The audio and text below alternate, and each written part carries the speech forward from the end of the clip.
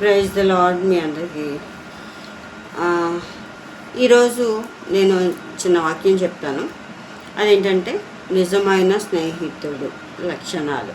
Okay, నిజమైన స్నేహితుడు లక్షణాలు ఎలా ఉంటాయంటే, నిజమైన స్నేహితుడు విడివక ప్రేమిస్తాడు. ఎలాగా? అస్సలు మనం ఎక్కడికి వెళ్ళినా సరే, ఏం చేసినా మన బాధల్లో, కష్టాల్లో, నష్టాల్లో కూడా మనకి తోడుండే నిజమైన స్నేహితుడు. అలాంటి ఒక లక్షణం నేను చూపిస్తాను. సామెతలు 17:17. నిజమైన స్నేహితుడు విడువక ప్రేమించును, దుర్దశలో అట్టివాడు సహోదరుడిగా నుండును. అంటే ఎలాగా బైబిల్ మనకి చెప్తుందో, అంటే దుర్దశలో అంటే మనం ఇంకా ఒక దాన్ని ఏమంటారు, కరువు లేకపోతే డబ్బులు లేని సమయం, ఆ సమయంలో మనకి నిజమైన స్నేహితుడు తోడుగా ఉంటాడన్నమాట. అది ఒక లక్షణం. రెండో లక్షణం ఏంటి? అవసరమైతే నీకు బుద్ధి చెప్పి గద్దిస్తాడు. నిజమైన స్నేహితుడు అలా చేస్తాడు కదండి. ఏంటి, మామూలు స్నేహితులు ఉంటారు కానీ వాళ్ళు ఏం చేస్తారంటే, పోనీలే వేడితో ఉంటే, వేడు అవి ఇప్పిస్తున్నాడు కదా, ఓకే సరేలే ఇది చేసుకుందాం అనుకుంటాడు. కానీ అదే నిజమైన స్నేహితుడు ఏం చేస్తాడు, చక్కగా మీరు వెళ్తున్న దారి కరెక్ట్ అయితే దానికి కరెక్ట్ అని చెప్తాడు. తప్పుగా వెళ్తున్నారు అనుకో, అది తప్పు అని చెప్తారు. అయితే మరి నిజమైన స్నేహితుడు నీకు అవసరమైతే నీకు బుద్ధి చెప్పి గద్దిస్తాడు. అది సామెతలు 27:5-6 ఉంది. ఏముంది? లోపల ప్రేమించుట కంటే బహిరంగంగా గర్జించుట మేలు, మేలు కోరి స్నేహితుడు గాయములు చెయ్యును, పగవాడు లెక్కలేని ముద్దులు పెట్టును. అంటే మనల్ని నిజంగా ప్రేమించే వాళ్ళు ఎవరో, లేకపోతే పైన ప్రేమించే వాళ్ళు ఎవరో మనకు తెలిసిపోద్ది. ఎలా తెలుస్తుంది అంటే, మనం నిజంగా ప్రేమిస్తే వాళ్ళు మనల్ని కొట్టి, ఒక దెబ్బ కొట్టి అప్పుడు మాట్లాడతారు. ఎందుకని? నువ్వు చేసేది తప్పురా, అది కరెక్ట్ కాదు అని ఒక దెబ్బ కొట్టి మనల్ని మాట్లాడతారన్నమాట. అయితే ఈ మామూలు ఉట్టుట్టి స్నేహం చేస్తారు చూసారా, వాళ్ళు ఏం చేస్తారో, నువ్వు తప్పు మాట్లాడు, కరెక్ట్ మాట్లాడు, ఏదైనా సరే ఇదే కరెక్ట్రా, ఇది బాగుంది, ఓకే నువ్వేం చేసినా మంచిగా చేస్తావు అని మనల్ని పైకెత్తుతాడు. ఏంటి, తప్పు చేసినా మంచి చేసినా ఏం చేసినా సరే మనల్ని పైకెత్తా చూపిస్తాడు. ఎందుకంటే మరి తనతో స్నేహం విడిపోతాం కదా, అది మన స్నేహం వాడికి కావాలి అంటే వాడు అలా నటిస్తాడు అన్నమాట. అయితే నిజమైన స్నేహితుడు ఏం చేస్తాడు, గద్దించి నిన్ను ఒక దెబ్బ కొట్టైనా సరే మంచి దారిలో వెళ్ళాలి, మంచిగా ఉండాలి, దేవుల్లో ఎదగాలి అని ఆ స్నేహితుడు అనుకుంటాడు అన్నమాట. అయితే ఇంకోటి ఏంటంటే, ప్రాణం పెట్టుటకు సిద్ధపడతాడు. నిజమైన స్నేహితుడు ఏం చేస్తాడు, అమ్మో తనకి కష్టం వచ్చింది, ఆ కష్టంలో నేను ఉండాలి, నేను తన పక్కన ఉండాలి అని నిజమైన స్నేహితుడు అనుకుంటాడు. అప్పుడు ఏదైనా మన ప్రాణం మీదకే వచ్చింది, అప్పుడు ఏం చేస్తాడు, మనకి కిడ్నీ కావాలి, అప్పుడు ఏం చేస్తాడు నిజమైన స్నేహితుడు, తను ఏం చేస్తాడు, మన పేరెంట్స్ వాళ్ళు ఏం చేస్తారు, దీని కిడ్నీ బాలేదా, నా కిడ్నీ సెట్ అవుతుందో లేదో చూసుకోండి, నా కిడ్నీ పెట్టండి అని అంటాడు. అయితే మన జీవితాల్లో నిజంగా మనల్ని ప్రేమిస్తే, నిజంగా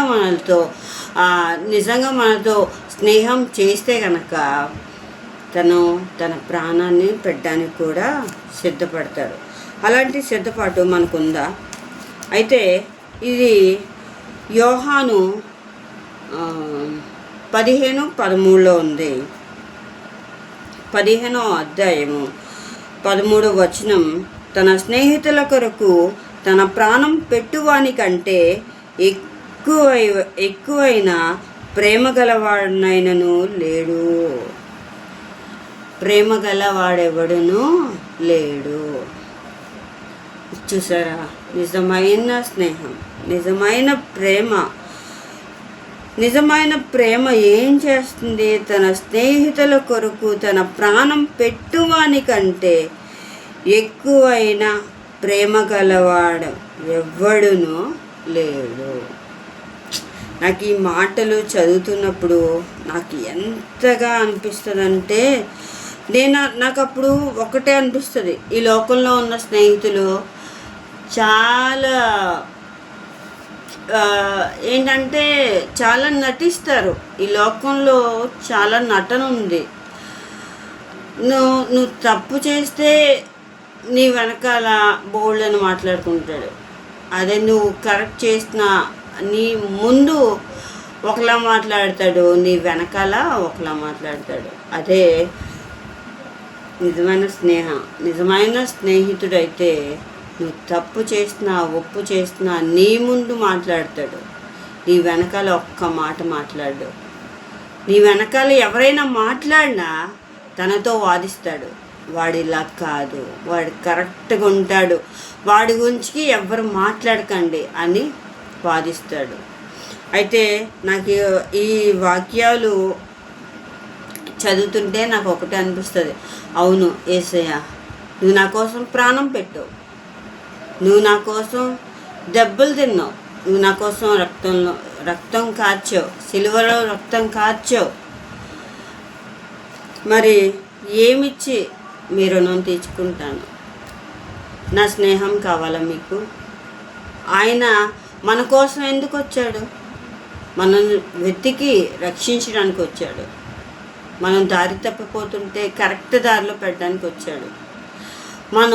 మనం ఒక గొంతులో పడిపోతే ఆ గొంత నుంచి బయటికి ఎలా రావాలో నేర్పించడానికి వచ్చాడు. మనం అలా నేర్పించుకుంటున్నామా? అదే ఆ మాటలు మనం వింటున్నామా? పాస్టర్ గారు మన కోసం ఆ దేవుడు పంపిన తండ్రులు, ఆ తండ్రులు చెప్పిన మాట మనం వింటున్నామా?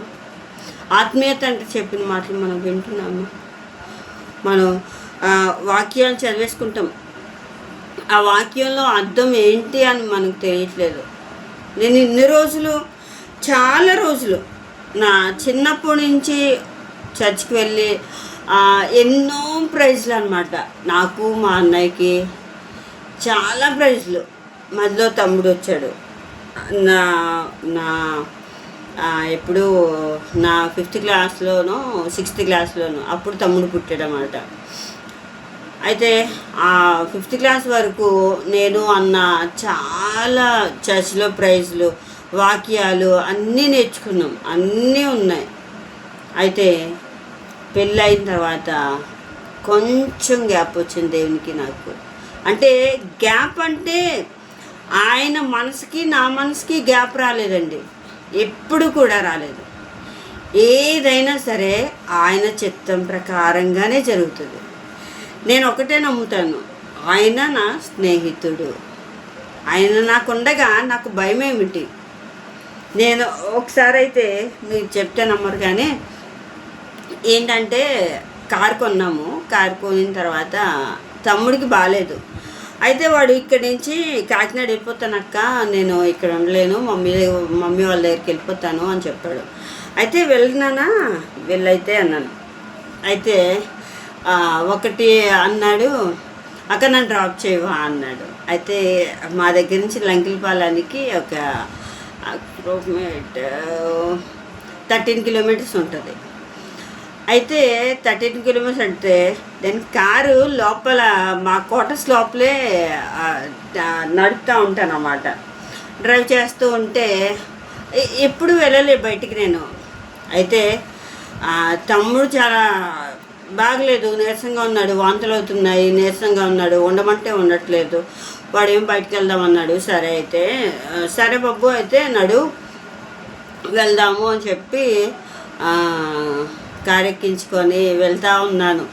అయితే నేను ఒక్కటే అనుకున్నాను, యేసయ్య నేను బయట కారు నడపడం చాలా ఇది ఫస్ట్ టైము చాలా భయం వేస్తుంది నాకు. ఫస్ట్ టైం కదా, ప్లీజ్ యేసయ్యా మీరు నా ముందు వెళ్ళండి, నేను మీ వెనకాలే వస్తాను, ప్లీజ్ యేసయ్యా అనుకుంటూ నేను అలా ప్రార్థన చేసుకుంటూ వాడితో మాట్లాడుకుంటూ వెళ్తున్నప్పుడు నా ముందు కానీ నా వెనకాల కానీ నా పక్కన కానీ ఏమి వచ్చేవి కాదు. ఎప్పుడో నా వెనకాల ఒకటి వచ్చాడనమాట. అది కూడా నా ముందుకి పక్క నుంచి క్రాస్ అవుదామని కూడా వాళ్ళకి అనిపించలేదో అనిపించిందో అని నాకు తెలియదు, కానీ నా ముందు కూడా నాకేమీ రాలేదు. అది దేవుని కృప మాత్రమే, దేవుని చిత్తం. ఏంటంటే మన నమ్మకాన్ని బట్టి ఆయన చేస్తూ ఉంటాడు. దేవుని మీద అపారమైన నమ్మకం పెట్టుకోవాలి. మనం ఏదైనా ప్రార్థన చేసి ఇది జరుగుతుందా, మన ప్రార్థన మనం చేసేస్తాం. అమ్మో ఏసయ్య మనకి చేసేస్తాడు, ఏసయ్య మనకు ఉన్నాడు చేసేస్తాడు అని మనం అనుకుంటాం కదా. అనుకున్నప్పుడు ఒకటి మనం అలా అనుకున్నప్పుడు నువ్వు ప్రార్థన చెయ్యు, అది జరిగిస్తాడు ఏసయ్య. నువ్వు ప్రార్థన చేసిన తర్వాత అమ్మో ఇది జరుగుతుందో ప్రార్థన చేశాను మరేంటో అవుతుందో అని నీ మనస్సు మళ్ళీ వెనక్కి లాగుతూ ఉంటుంది. అలాగా నువ్వెప్పుడు అనుకోవద్దు. ఏసైకి నువ్వు ఒక్కసారి ప్రార్థన చేసావు అంటే దానికి తప్పకుండా జవాబిస్తాడు దేవుడు, దానికి వెంటనే జవాబు దయచేస్తాడు దేవుడు. నీ నమ్మకాన్ని ఎప్పుడూ నువ్వు వదులుకోకూడదు. దేవుని మీద నమ్మకం పెట్టుకుంటూ నిజమైన స్నేహితుడిని నువ్వు ప్రేమించి నిజమైన స్నేహితుడిని నీ హృదయాల్లోకి ముంచుకో. అప్పుడు దేవుడు దేన్నైనా సరే అసాధ్యమైనది ఏది ఉండదు, నీకు అన్నీ సాధ్యపరుస్తాడు దేవుడు. ఏదైనా నువ్వు జాబ్లో ఉన్నావా, జాబ్లో ప్రతి ఒక్కదాన్ని నీకు ప్రతి పాయింట్ అర్థమయ్యేలా చేస్తాడు. లేకపోతే నువ్వు ఏదన్నా వర్క్ చేస్తున్నావా, ఆ వర్క్లో ప్రతి ఇంచు నువ్వు ఇలా చేయాలి అలా చేయాలని చెప్తాడు. లేకపోతే నువ్వు ఎక్కడికైనా వెళ్తున్నప్పుడు ఏసయ్యా నేను ఇలా వెళ్తున్నాను నాకు సహాయం చేయండి అని చెప్తే నువ్వు ఫస్ట్ నువ్వు అక్కడికి వెళ్ళాలని నీకు తలాంతులు ఇస్తాడు. లేకపోతే మీ మమ్మీ వాళ్ళతో చెప్తారు, మీ మమ్మీ వాళ్ళు వచ్చి నీకు చెప్తారు. అది దేవుని కృప అలా ఉంటుంది, దేవుని దయ అలా ఉంటుంది. ఎప్పుడు కూడా మనం నిరాశపడకూడదు. నిజమైన స్నేహితుడు లక్షణాలు చెప్పాను కదా. నిజమైన స్నేహితుడు విడివక ప్రేమిస్తాడు, నీకు బుద్ధి చెప్పి గద్దిస్తాడు, ప్రాణం పెట్టుటకు కూడా సిద్ధపడతాడు. మరి నిజమైన దేవుడు మన కోసం ప్రాణం పెట్టాడు. నిజమైన దేవుడు మన కోసం మనల్ని కొట్టి మనల్ని గద్దిస్తాడు. ఎలా కొడతాడు దేవుడు కొడతానంటున్నా, ఎలా కొడతాడు అంటే దేవుడు కొడతాడు అంటే ఒక్కటి చెప్తానండి. అంటే నా విషయంలో నేనేంటంటే ఒక్కొక్కసారి దేవుని మాట నేను ఒక్కొక్కసారి విన్ను. అలాంటప్పుడు కడుపు నొప్పి తెప్పిస్తాడు. ఆ కడుపు నొప్పి తెప్పించినప్పుడు ఓకే, అప్పుడు నాకు అనిపిస్తూ ఉంటుంది అన్నమాట. ఓకే నేను ఈ తప్పు చేసినందుకే కదా నాకు కడుపు నొప్పి వచ్చింది. అబ్బా నేను ఆ తప్పు చేయకుండా ఉండవలసింది అని చెప్పి నేను మోకాలిసి ప్రార్థన చేసినప్పుడు అప్పుడు దేవుడు ఒకటి చెప్తాడు, నువ్వు హాస్పిటల్కి ఎక్కడికి వెళ్ళకు కానీ వాటర్లో పంచదార వేసుకొని తాగు, నీ కడుపు నొప్పి వెంటనే తగ్గిపోద్ది అంటాడు.